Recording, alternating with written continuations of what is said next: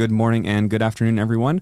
Welcome to our crypto podcast here. I'm with Victoria Lemieux, who is a professor at UBC. Victoria, I'd love to start off with just hearing from you a little bit about your background and why are you here today talking to me about crypto?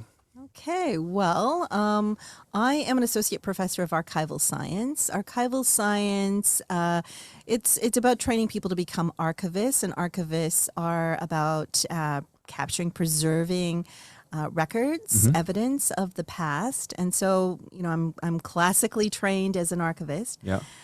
Which is an unusual background for somebody in blockchain and the crypto space. But I guess, you know, over the years, record keeping became digitized and I saw a connection with cybersecurity. So started working in cybersecurity. And so there's a kind of a natural evolution. Yeah. And so when I came back from a leave of absence from UBC in about 2016, I had been introduced to blockchain technology. I knew about Bitcoin from before, but blockchain and how it was being used for record keeping, that's really when I started to become very, very interested in exploring this technology as an academic. And when I founded blockchain at UBC, which is why I'm here talking to you today. Yes. So I'm the founder and a co-lead of this multidisciplinary research and education cluster called Blockchain at UBC, where we are all about blockchain. Right. Okay, that's great. So 2016, you hear about blockchain. Obviously, it had existed for a little bit of time before that. Yes. So maybe let's go back to the beginning. Who created this, and where did it initially come from when blockchain was first invented? So who created blockchain? Well, I mean, as the story goes, it's the pseudonymous Satoshi Nakamoto. That's hard to get out. Nobody knows who Satoshi Nakamoto actually is. There's been a lot of speculation, a lot of people claiming. They claim. Yeah, I'm him as well. Exactly. And actually, maybe we are all Satoshi, right? Like, you know, it's like an inclusive group. It's an inclusive group, and it's kind of got that origin. You know, I study blockchain not just as a technology, but also as a social and cultural phenomenon. Yeah. So it's got a bit of the origin story to it, feel to it. So it's quite interesting from that perspective. Anyway, nobody knows who Satoshi is or what group Satoshi might be. So essentially, Satoshi assembled a bunch of primitives that had existed for a while before. Things like Zcash had been experimenting with, you know, how do we make digital money or digital cash that, you know, we can't double spend, the problem, the double spend problem. And there have been a number of projects. And so, and of course, cryptography and distributed systems, all of these primitives that have contributed to blockchain as we know it today, they've been around for a while, but it was Satoshi Nakamoto who uniquely assembled these into Bitcoin, and blockchain was the underlying, you know, sort of technology that supported Bitcoin. So Satoshi creates this concept, this technology, and so now we have this idea of blockchain. So why is blockchain important to the world today? What relevance does it really hold to kind of the everyday human being going to work and living their life? Right. So, you know, you ask different people that question, you'll get a bit of a different answer. For example, Don Tapscott might say, well, it's the internet of value. It allows us to transmit value, you know, across this network. For me, the essential feature is trust. Okay. So it functions on a bunch of different levels. So first of all, the fact that there's this ledger, which is immutable.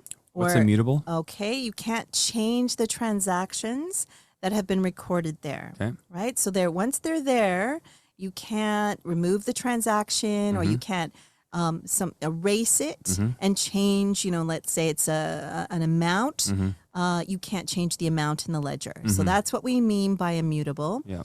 And this property of immutability, I call it an emerging property, comes from a couple of other things that is offered by the blockchain as a distributed ledger. Right. First of all, it is using cryptography, and it is through cryptography that the transactions are chained together, so that when I create one transaction, there's something called a hash, and that is like a fingerprint for the transaction. So you take let's say, it's I don't know, a term paper, and you apply a hashing algorithm to it, then it reduces that term paper to a 256-bit string that represents that term paper, and then if you sign that term paper with something called your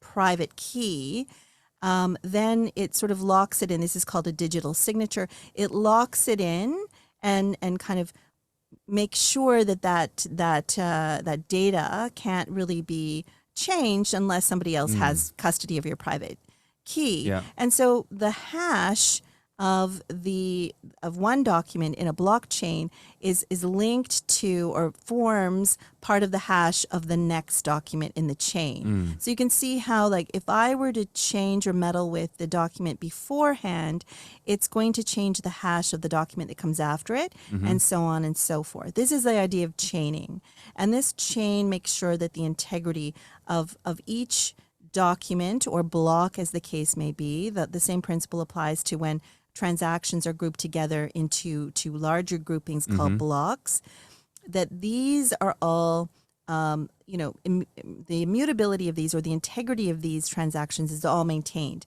Okay, so that's cryptography, the cryptographic aspects that that contributed to immutability. Yeah. But let's say I control all the nodes. I can completely control this chain, and I have custody of all the private keys.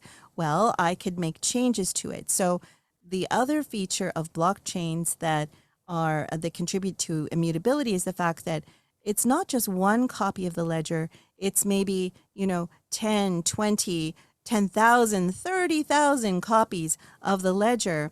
And so if I were to change my copy of the ledger, it would become obvious that I've done something with my copy of the ledger, because it all of a sudden is not going to match all the other copies of the ledger that are out there. So the idea with blockchain is that you not only are chaining together the transactions to lock them in and protect their integrity, but in case there's somebody who controls that ledger that is going to meddle with it, you've got all these other distributed copies that are going to flag up, hey, that copy over there, we can't trust that copy because it's clear it's been meddled with. So that's what immutability is, and why blockchain gives us immutability. Okay, so now back to your question about why is immutability important for society. Okay, so in order to be able to, trust in a contract, let's say contract situation, that you're going to pay me a certain amount for goods that I've sold you. So we, right now we have contracts, and we rely on our legal system to enforce that contract if you all of a sudden decide you're not going to pay for it. And that allows me to know that I can trust you. Like, okay, you might not pay, but I know I've got recourse if you don't pay. Yeah. So what blockchains do is give us that sense of trust. And we also know that the contract, you've got a signed contract, I've got a signed contract, our versions of that contract match. But let's say I lose my contract, it would be your contract that has to be taken to court, right? And if you've changed the provisions in your contract, maybe I've got nothing to prove that you've changed the provisions in your contract. So with blockchain, we can't do that. There's a ledger. We can both see, anybody can see the terms of our contract. And none of the terms and conditions can be changed at that point. And we might even be able to automatically or algorithmically make sure that once the goods are delivered, actually issue the payment using something called smart contracts, which encode business logic on a blockchain. So this all means that these properties of immutability and the unique features of blockchain give us a basis for trust. Right. Trusting others in transactions. Could be business transactions, but also social transactions of any sort. And the basis of that trust is the fact that the ledger itself is immutable, and we can trust the information that's in there, that it's not been meddled with, that the terms of the contract are good, they haven't changed the amount that's been agreed to pay me. But also, so that's ledger trust, what I call ledger trust. Also, though, there's something that has been kind of widely called trustless trust. David Werbach's book, The New Architecture of Trust, is kind of where that concept is described in a little bit more detail. But he didn't first use the term. But trustless trust is this idea of using the properties of the ledger, the economic properties of the ledger, because in let's say Bitcoin as an example, we know that we can issue payments, that there's a native cryptocurrency that, and I can be incentivized through payment in this cryptocurrency to behave in a certain way. So we can layer over an incentive structure that uses the cryptography, the cryptocurrency or crypto economics of the blockchain to actually create conditions that encourage participants in the network to behave one way and not another way. Right. So that also can lead to greater trust, because if I know you're incentivized in a certain way, like a perfect example of this is, it's not productive for participants in a blockchain necessarily to attack the network, right, because it would devalue the cryptocurrency, and they hold, they're earning all their assets when they're mining, for example, or staking in this cryptocurrency. So that's a way in which the crypto economics constrains their behavior. It gives us greater trust that they're not motivated to attack the network because it would devalue their own cryptocurrency holdings. So this trustless trust, which is achieved through the consensus mechanism and the incentive structures embedded algorithmically and encoded into the blockchain, is also a way in which I think blockchains deliver something extremely important for society, and that is a basis of trust. We have institutions right now that do that, like the rule of law, the government, and so on. But we see that there are certain cases where we can't necessarily, through time and depending on circumstances, haven't been able to trust these institutions to not behave in their own interests versus the interests of, other people. And so this is the problem that blockchain can potentially solve. Right. I feel like when I look at society today, I don't know if I'm reading the truth. I don't know if I'm watching a video that's a deep fake or if it's real. I'm not sure if the information I'm getting is valid or not. And so it feels like in society, socially, we're facing this challenge of I don't really know what truth is, and without knowing what truth is, I can't really trust anything or a lot of things. And so there's obviously some type of economic cost to handling trust. And I guess intermediaries right now, their job is to help us trust. And so in your opinion, when we look at addressing trust and I guess in blockchain, we're removing intermediaries, do we know how much that costs? Do we know, is it expensive? Is it worth it? What are your thoughts on that? So that's a lot to unpack. So, I think if we go back to Bitcoin, and the vision of Bitcoin was to disintermediate the financial institutions. Right.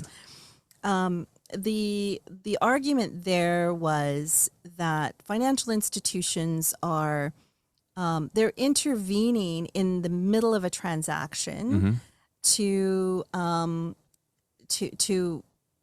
without adding a lot of value in a lot of cases. Right. So there may be they're operating as a trust, because I can't necessarily trust that if we're doing a trade, like you're buying stocks that I have for sale, that you're, if I deliver you the stocks, you're going to deliver me the payment, right? So they're kind of serving, excuse me, as that kind of intermediary to because I maybe trust the bank as a proxy for trust. I trust the bank. You trust the bank.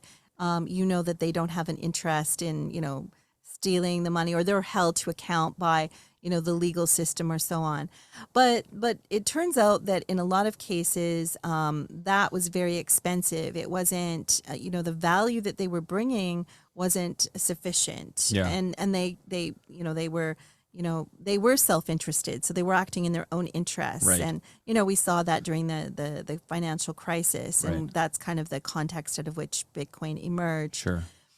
So in a lot of cases, what you find is these intermediaries that should be acting as trust anchors become sort of like rent seekers. And so they take advantage of the position, and they start, choosing whose transactions they're going to complete, and they charge exorbitant fees for Right. it because they're, we're dependent on them as a trust anchor. And that's really the problem that Bitcoin was trying to target. Right. And so I think there's an argument for, if you can make it more efficient and you don't need to rely on that trust anchor, which may or may not be trustworthy at all, then why not? Because it makes the transaction more efficient. Because where you don't have trust, it becomes very expensive. And where you have a trust anchor that isn't very trustworthy or can be a single point of failure, it can also lead to trust failure in the system overall. So are we saying that then Bitcoin, or whichever blockchain we're trusting, we're really trusting the code or the engineers who have created this code or the protocol? Yeah. It's effectively what we are leaning on. That's right. As a mechanism of trust. Exactly. It's not that there is, some people have said, trustless trust. We don't need to rely on trust anymore with blockchains. No, I would say it's not as simple as that. Right. It means that instead of using our traditional institutions or other trust anchors, we are putting our faith in the architecture of the blockchain and those who are developing the protocol and designing and implementing the protocol. Yeah. So you had kind of earlier in the conversation, you mentioned this idea of a double spend problem. Right. So what is that, and how does blockchain stop that from happening? Yeah, so that's the idea that, when we were relying on digital cash, these digital representations, whether we're talking about cash or we're talking about artwork, so, we can bring in things like NFTs, because this is concepts very important in the world of NFTs as well, or digital assets in general. What's to prevent you duplicating it? Right. The digital world that we've created has been a fabulous world for being able to manipulate information. Yeah. And that has many positive affordances. Right. And that's given us the ability to leverage artificial intelligence, to learn new things, and to be more efficient in how we process information, all kinds of good things, right? But by being able to copy and manipulate and duplicate, it's not good when we're talking about money or assets that we don't want to duplicate, that we want actually to have, the right to claim ownership over. Yeah.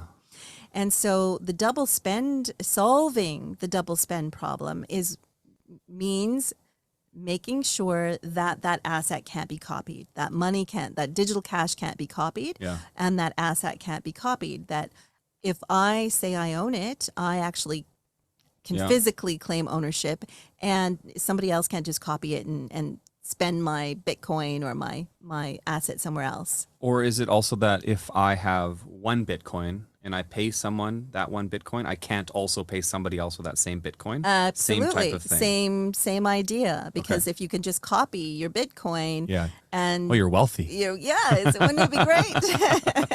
Okay, I've got another question, kind of moving into another topic. So we hear these terms, proof of work and proof of stake, and other types of proofs that are out there. So what the two main one are proof of work and proof of stake. So first of all, what are those two things? Right. So proof of work is the consensus mechanism. Just to go back again. So remember I said, in a distributed ledger, you've got many, many copies of the ledger. And so the problem you have to solve is how do you make sure all those copies of the ledger sync up at the same time, right? So if I've done a transaction, they all have to update and sync up at the same time. That is achieved through the consensus mechanism. So without going into a lot of technical details about proof of work and how it functions, basically it's using compute power to solve a cryptographic puzzle, and by doing that computational puzzle is the way in which Bitcoin, which uses proof of work, and Ethereum also uses proof of work. Any of these blockchains that use this consensus mechanism, it's the way that they make sure that the validation or the authorization of how the ledger gets updated is prevented from manipulation. So in other words, like with Bitcoin, it's the first to kind of add to the longest chain. And so you solve this puzzle by having the most compute power. You can be the first to kind of say, okay, I'm going to be the leader to say that this transaction gets entered into the blockchain, into the longest version of the blockchain, because there's always little tiny chains that are breaking off and being created. But the idea is that the protocol should work to add the transaction or the block, in the case of blockchain, to the longest chain. Right. So it's solving this cryptographic puzzle to basically determine, how transactions get added to the longest chain, and then how the this block gets added or propagated out to all the versions of the ledger. And it does that through hashing power or computing power that basically has to solve this little cryptographic puzzle to achieve a value that resolves to a certain value. Anyway, I don't want to go into too much detail about how that is all, because I'm going to forget. I'm going to get something wrong. Yeah, I'm trying to keep it as simple and also, and then proof of stake is basically, it's another way of achieving consensus on, who gets to add to the ledger first, and how the transactions will be propagated out to all the different versions of the ledger. And this is based not on hashing power or computing power, but it's based on how much of the cryptocurrency the particular participant or node holds. So, for example, if we're talking about Algorand, which uses proof of stake, then it would be, how much algo does that particular node or participant actually hold? There's some variants of that are based on not only the amount of the cryptocurrency, but how long you've held the cryptocurrency. So like with all of these, there are variants. So Bitcoin's proof of work algorithm doesn't function exactly like Ethereum's proof of work algorithm. There are little nuances in how they operate based on different requirements of the protocol. But essentially that's the idea with proof of stake. It's how much of the cryptocurrency you hold, and then usually there'll be validators, and these validators there's a lottery. So randomized selection of a validator who will be kind of the leader to say, okay, you get to confirm that block into the blockchain and be the leader in adding that to the ledger. And then everybody else kind of, falls in line. It gets propagated out through the network. So that's kind of a simple way of describing it too. So hope I got that right. Doesn't then proof of stake isn't it effectively run by the wealthiest stakeholders? That is the big criticism of proof of stake, that it really is kind of replicating. You get like Bitcoin maxis will say, or Bitcoiners will say, well, this is just replicating our current financial system, right? Yes. It's the wealthy, the ones who have the most, they get to control everything. Yeah. And the rest just, get to fall in line. Yeah. So that is the big criticism. Do you agree with that? Do I agree with that? I want you to put a stake in the ground here. I guess, I guess I kind of do agree with it, because it's clear that it's quite obvious that those who have the most will be the ones who are able to confirm, transactions into the ledger. So it's fact. And I guess the other thing you can say is that proof of stake, the problem of randomization is the selection of the validators truly random. Right. So that could be problematic. There are a number of different problems with proof of stake. And so, proof of work, why would we move away from it then if there are these kind of problems with it? Right. Well, the main motivation for moving away from it, I think, is, a couple motivations. One is energy consumption, which proof of work is known to consume a lot of energy because it relies on a large amount of compute power. And the longer your blockchain is, the more compute power it takes to actually win the race to be the leader to confirm the block into the blockchain. Yeah. So that's why we've got these mining pools. We've got special ASIC mining chips that and we've got like great vast sort of data centers with servers that are doing the mining, all of which consumes a lot of energy, which Right. is a lot of people are very critical of, given the concerns about energy usage for the planet. So proof of stake is seen as something that solves that problem. Right. And that's true. It does use less energy overall. And as do some of the other consensus mechanisms, like, for example, that is typical of a private permission blockchains like practical Byzantine fault tolerance. It doesn't use that much more energy. I would say, it's very comparable to like a standard centralized Right. system, maybe a bit more. So, so what's the problem with that? Well, because you basically you have less assurance of on the security side.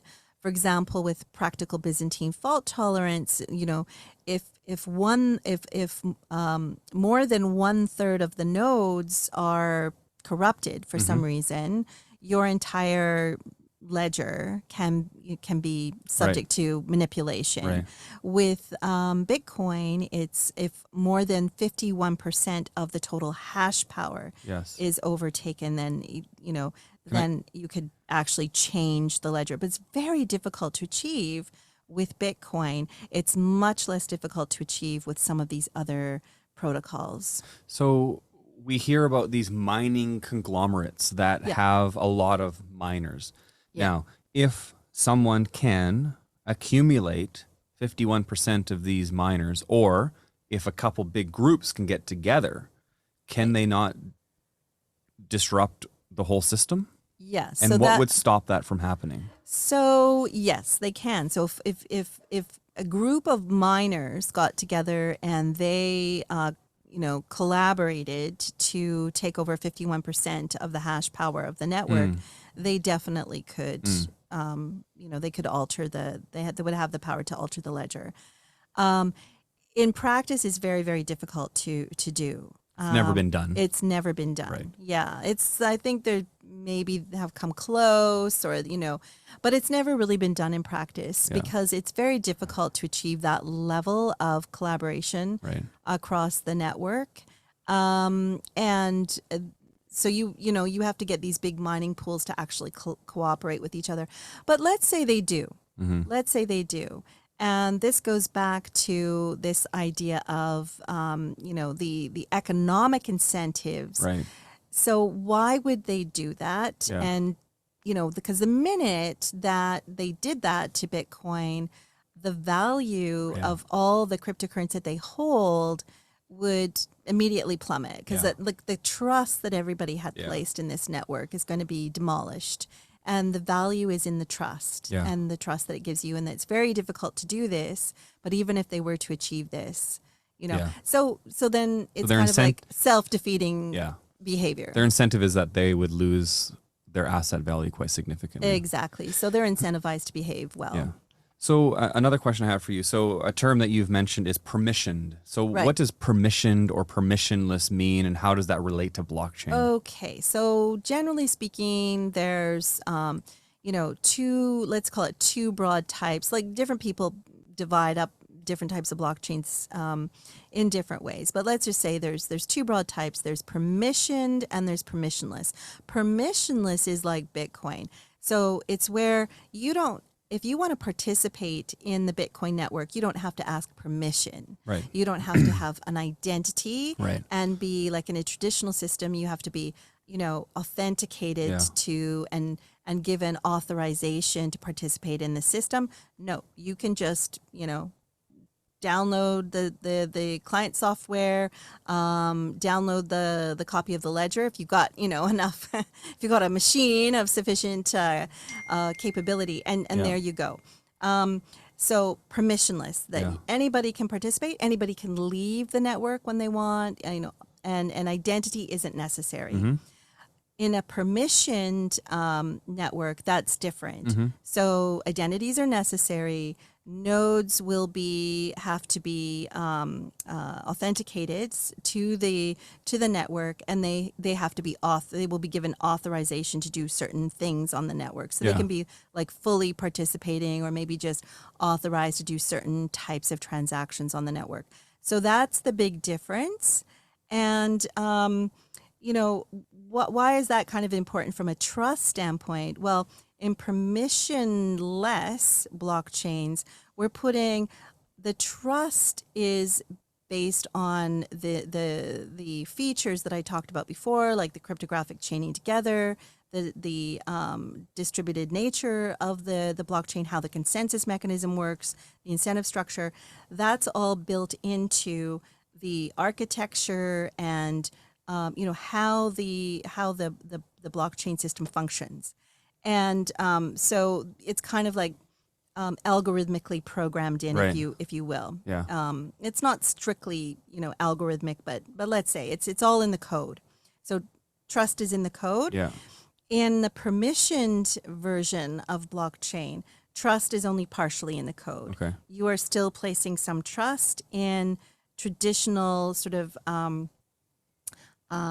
mechanisms for trust, like having logins or some form of authorization Yeah. to get into the network, and there's oftentimes like a human element to Yeah. it. Okay. Yeah. Okay. So, Okay, so a term that we hear often is terms distributed and decentralized, and you've mentioned them a couple times. Mm-hmm. Are these terms synonymous? Is there a difference between them, and how do they impact blockchain? yeah. So these concepts go back to a paper by Paul Behrens from the 1960s, and like these concepts were developed in the context of preventing the failure of networks under extreme situations of attack, like nuclear attack or something like that. And so distributed means that the components are, as the name implies, distributed, but all nodes are not necessarily connected to all other nodes. Okay. They are, there's like much more distribution, but maybe there's like a node and there's like a star sort of Is it thing. like a hub and spoke? It's a hub and spoke, Okay. more type Yeah. of it. And then with fully decentralized, every node is connected to Right. every other node. Okay. Okay. So that's from the Behrens paper. In the context of blockchain architectures, you find both distributed and decentralized network architectures. That's on one layer of abstraction. But there's another kind of layer of abstraction to think about this, and I think this is actually really much more important in terms of how we think about distributed versus decentralized in the blockchain space. How I've seen this concept play out is distributed means like, okay, we have distributed copies of the ledger. And we know from the distributed copies of the ledger, we can see if one copy has been manipulated Right. versus others, like I Right. explained before. But even when those copies of the ledger are distributed, they may be under the control of a single entity Okay. or a consortium of entities. So, for example, I could have a cloud where I set up a blockchain that is a distributed blockchain. It's set up in as nodes in a cloud, so Yeah. I can I could use like the IBM cloud or AWS, Yeah. I could be running a blockchain, but it's the whole thing's under my control, right? Because that's my cloud that I'm, my cloud instance. So that would mean it wouldn't be decentralized, but it would be distributed. Got it. So decentralized, how I'm seeing that term used more and how I like to think of it is decentralized means that it isn't under the control of a single actor Right. or even a consortium of actors that coordinate their activities off chain. Yeah. Decentralized means that the nodes are under independent control. Right. They themselves are sovereign. Okay. So if something is decentralized, it is automatically distributed. Yes. If something is distributed, it may not be decentralized. Yes. Okay. That's how I like to think of it. Yeah, that's great. Okay, that's super helpful. So I think this is great. We've kind of covered some key terms here that you often hear when we get into the world of crypto. I think this gives us a good foundation of understanding blockchain. If I can leave us maybe with one question, when you look at blockchain technology as it relates to crypto, because I think we need to acknowledge there's lots of other stuff related to blockchain that's not crypto. Right. So if we think blockchain and crypto, what do you think the future benefit to society is? Where is this going to go? If you were to answer that question in 1 or 2 minutes, what do you think the future holds to the benefit of me and you as we live our lives in the future? Right. Oh, there's so many directions it could go, right? I mean, if you're talking about something that gives, that is a technology that can give social trust, right? That has that can support that. We need trust, across society for coordinated action in so many different areas. As human beings, it comes down to that. If we're going to coordinate collectively across space and time and huge numbers of people. So one area where I see great potential actually is in our problems with energy and carbon consumption and in the need to reduce carbon to deal with the climate crisis that we're facing. Now, you've got a bunch of countries in the world who are still reliant on carbon-based energy. And, countries like Canada, for example, where, we have a carbon-based energy industry. And, if we sort of say, okay, we're going to meet our climate targets to reduce carbon, but let's say this other country over here doesn't do likewise. They actually produce more of the carbon-based energy because they're taking up the market that we've kind of given up by saying we're not gonna be in that business anymore. We've lost out, and they've gained, and the planet has not. The planet is still the same. The planet is still the same. So by using the trustless trust, the crypto economic kinds of trust, you can incentivize countries because you can keep track on a ledger, and you're also using ledger trust because you're keeping this immutable, trustworthy record that every country can see and that you can track as to, how much energy has been or how much carbon is produced and, how many carbon credits have been used. And you can balance that out across countries and you can incentivize them to behave in a way that is more collaborative and coordinated and good for the planet. Yeah. So this is where I see great potential. Another use case that I'm personally working on is one where the blockchain and its immutability properties can be used to capture and preserve evidence of homes, lands, and properties of conflict-affected people. Yeah. So, for example, Afghanistan, Syria, these are Yemen, these are places where this, there have been experimentation with distributed ledgers already for this use case. And of course, Ukraine, sadly, is another current use case. And we can use ledger trust, we can use the immutable properties of the ledger to make sure, and some of its other affordances to make sure that, if I need to, I can prove that I own this asset. Right. And I can use the ledger to anchor my proof, and I can prove that it hasn't been manipulated. Right. And it can be, trust. And this is very helpful when we're documenting sort of photographically, like, oh, my house was my house was destroyed by a missile, and I take pictures of it, Yeah. or this thing happened, so like war crimes. And this goes back to your earlier question about deep fakes and faked photographic evidence. We inherently cognitively are wired to trust the visual. Yeah. And so it's really important that we have mechanisms that we can detect kind of manipulation of this, and that we can verify the provenance and the source of these kinds of images, and make sure that they haven't actually been manipulated, and that they can't be dismissed either when we have, evidence of these kinds of things.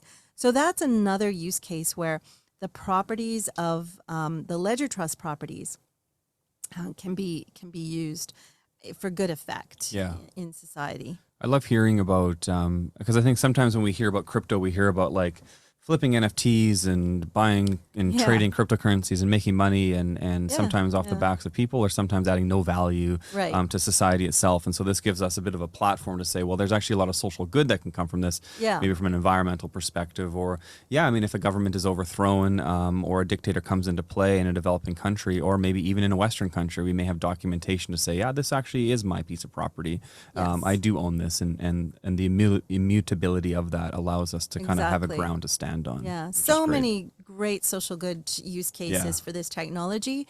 So, amidst all the hype about cryptocurrencies and NFTs, and there's nothing inherently wrong about it. Like, lots of NFTs can be used for social good as well. Yeah. We know this, and cryptocurrencies.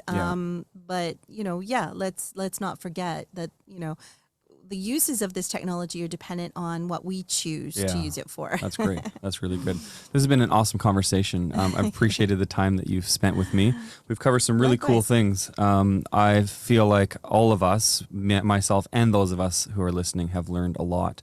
If we want to follow you online, where can we find you? Well, you can find me at blockchain at UBC. So you could just, Google blockchain at UBC. Mm-hmm.